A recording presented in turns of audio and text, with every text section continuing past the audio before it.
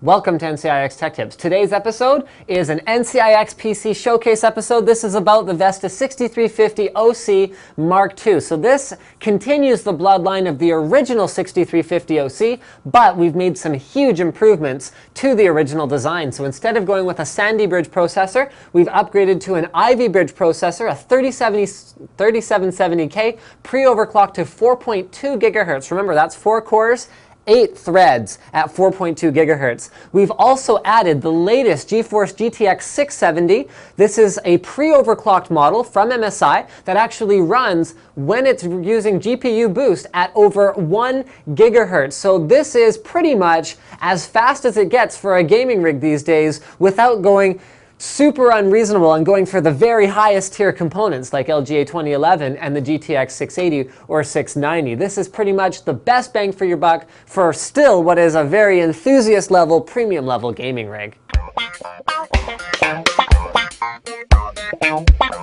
Now, if you've seen the unboxing on my video blog, you probably know how highly I regard the Antec 1100, and that's one of the reasons that we went with this particular case for the system. So you can see here at the front, there's two 120mm LED fans that are pulling air in through a very, very open mesh design. So there's plenty of room for airflow to get in through the front of the case. There's also optional spots for up to two 120mm fans on the side panel, a 200mm fan on the top panel, and this is a unique design choice that Antec's made with this case.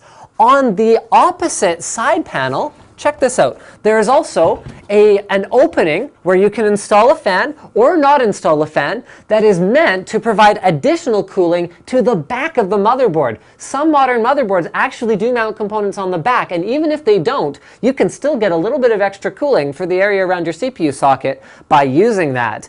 Last but not least, there's a 120mm fan slot in the back that we're using for the Antec Cooler 920 liquid cooling unit that is included with this machine.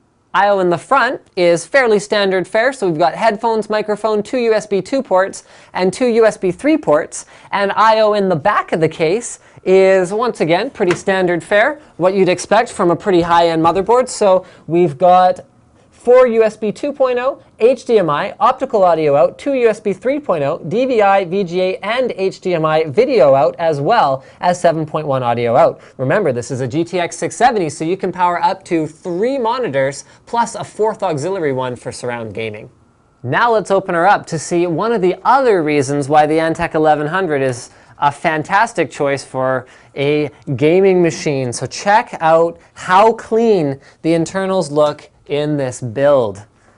There is a ton of room in the back. This is a very well-designed chassis. It actually uses the same basic shell as the P280, and there is just shed loads of room behind the motherboard tray for routing all the cables, which means that our PC team can make it pretty much as tidy as it gets, no matter how much hardware they're cramming in here. So you can see that this build is not only optimized for everything that's in here now, but it's actually capable of powering significantly more. So the Antec High Current Pro, which by the way is using this cool little filtered fan thingamajiggy that the 1100 has to make sure that it's constantly being filtered and not contributing to the heat accumulation in your case, is capable of powering not only this overclocked Ivy Bridge CPU, but also dual GTX 670. So if you wanted to add another one in SLI, you could totally do that. For the rest of the internals, here we go. So here's the Cooler 920, which is a thick 120mm rad with sandwich 120mm fans, meaning you get pretty much as much cooling as you can get in as small an area as possible with that. It also comes with customizable software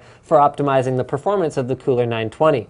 We've also got 16 gigs of Mushkin Blackline memory, as well as an MSI Z77A GD65 board. One of the cool features of this board is OC Genie 2, which allows you to, with the touch of a button, overclock. So if you're buying this PC, it might not matter to you that much because we're going to take care of overclocking for you. But if you're just buying the board standalone, hey, you might care about that.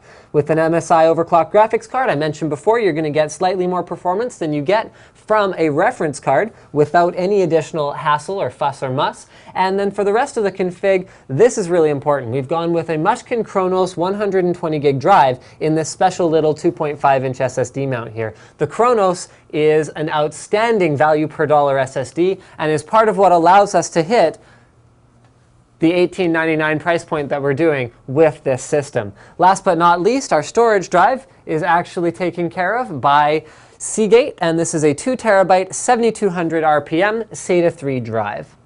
So basically, if you were waiting for a well-balanced gaming machine that uses Ivy Bridge as well as the latest GTX 670 graphics card, this is pretty much it. For less than 2 Gs, you're not going to do a whole lot better. Now, here's a cool quirk of this particular system. Watch this, you guys. These are NCIX accent lights. So these are LED strips that can be used for internal lighting. Now, you saw we had them plugged in from the back. Or you can actually take them out of where we're running them. They're zip tied in right now, so I'm not going to try too hard to move them around. But you can take them out, and you can use them as accent lighting for the back of your keyboard, or as like underglow for your case, if you see fit. You actually have that option. That's going to come by default on this system, so you can throw these LED lights wherever you want. You can even sit in front of your gaming machine and put them on your head just like this if you desire to do so. So thanks for checking out this NCIX PC episode of NCIX Tech Tips, and don't forget to subscribe.